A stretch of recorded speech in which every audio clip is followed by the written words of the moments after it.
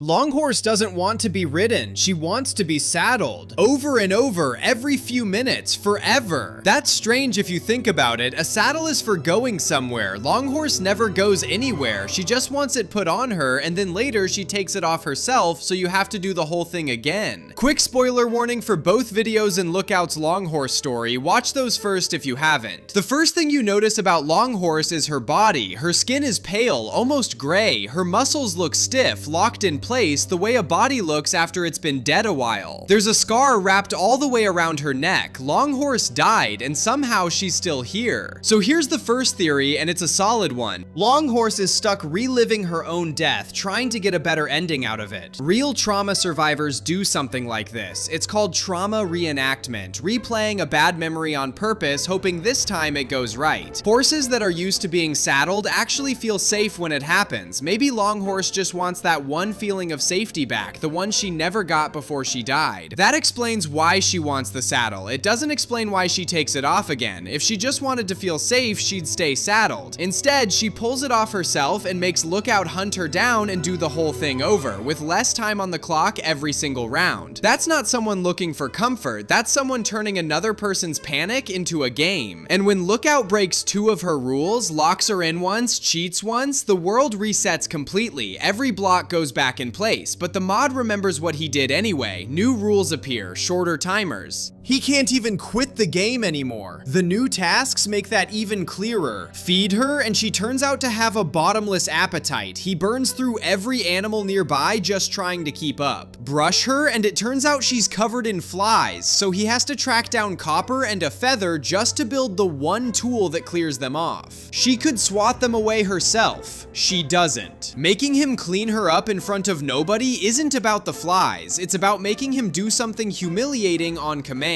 That's the moment the whole theory flips. This was never about Longhorse healing. It was about Longhorse staying in control, and Lookout was never her friend. He was her toy. Episode 3 punishes him even harder right from the start. The timers get shorter and they stop being honest, speeding up or freezing depending on her mood. There's a task where he just has to hide from her for 3 minutes, and even going invisible in spectator mode doesn't work. She can still see him somehow. None of that reads like random difficulty. It reads like something that's getting angrier. But episode 3 goes further than that, and this is the part I don't think anyone saw coming. Longhorse finally takes Lookout somewhere, a hole under the bedrock, down to a hidden room full of photos of the two of them together and 3 tapes recorded years apart. On those tapes, Longhorse explains everything herself. Turns out Longhorse used to be Lookout's own horse in his own old world years ago. He made a little mod as a joke, one that gave animals a kind of awareness so he'd remember to feed them. Then he got bored of that world and quit, and before he left, he threw every animal in it into the void, including her. She's been down there ever since, waiting. The first tape is almost sweet.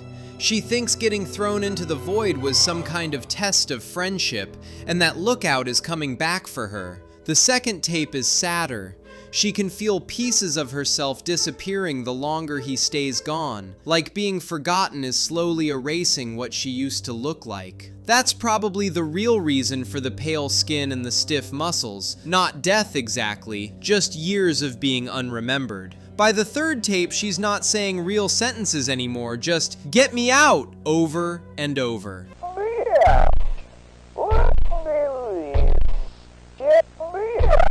So the mod isn't punishing Lookout for locking her up.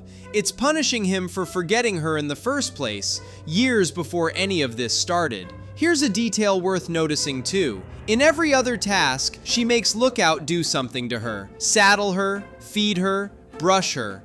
But the trip to that hidden room is the one time she does something for him, carrying him there herself for the first time in the whole story. That's the only moment she's not running a ritual. That's the moment she's telling the truth. Right after the tapes, she tries to switch places with him for good, trap him down there the way she was trapped, and take his life for herself. It's cruel. But by then we already know she doesn't actually want a new life either. Her last words right before the story cuts off aren't angry, they're relieved. Finally, it's all going to be over. That's not revenge talking. That's someone who's wanted to stop existing for a long time finally getting the chance. There's one more piece I think people are missing. Right before the end, a whole herd of ordinary horses shows up and bows to look out like he's their king, because his old mod gave all of them awareness too, not just her. My guess is those other horses never got a name or a real relationship the way Longhorse did. They just got left in the dark with nobody to wait for. That might be why they'll kneel for anyone who claims to be their creator. They're starving for the one thing Longhorse actually had. And Lookout doesn't handle that kind of worship well. The moment they call him their king, he starts believing it, and he's the one who gives the order to attack her. The story cuts off right there, mid-scene, with no way to tell if the herd stops once Longhorse is gone, or keeps going, straight for the one who told it to. So who is Longhorse really? Not a monster, and maybe not even the real villain. A pet that got left behind and forgotten so completely she stopped being able to tell the difference between being remembered and being tortured. Everything she's done since is just her trying to make her owner feel one single day of what years of that actually felt like. That's my read on it, built from both episodes. Watch them yourself and tell me what you think I got wrong.